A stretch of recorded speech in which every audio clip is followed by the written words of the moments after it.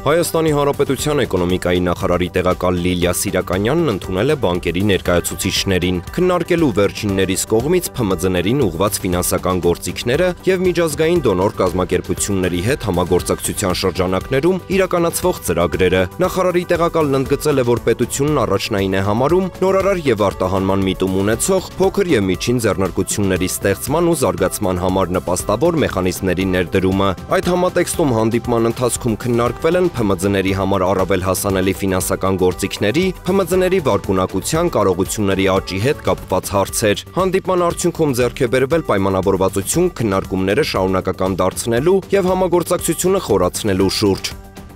Գործադիրը հավանություն է տվել Հայաստանի Հանրապետության 2024 թվականի պետական բյուջեի կատարման տարեկան հաշվետվությանը, որը սահմանված կարգով կներկայացվի Հայաստանի Հանրապետության ազգային ժողով։ Ազգային ժողովի կանոնակարգ Հայաստանի Հանրապետության Սահմանադրական օրենքի 116-րդ հոդվածի առաջին մասի եւ Հայաստանի Հանրապետության բյուջետային համակարգի մասին Հայաստանի Հանրապետության օրենքի 25-րդ հոդվածի առաջին մասի համաձայն կառավարությունը յուրաքանչյուր տարվա պետական բյուջեի կատարման մասին տարեկան հաշվետվությունը Հայաստանի Հանրապետության ազգային ժողով է ներկայացնում մինչև հաջորդ տարվա մայիսի 1-ը։ Կառավարությունը հավանություն է տվել նաև պետական գույքի մասնավորեցման 2017-ից 2020 թվականների ծրագրի կատարման 2024 թվականի տարեկան հաշվետվությունը հաստատելու մասին Հայաստանի Հանրապետության օրենքի նախագծին։ Օրենսդրական նախաձեռնությունը սահմանված կարգով կներկայացվի ազգային ժողով։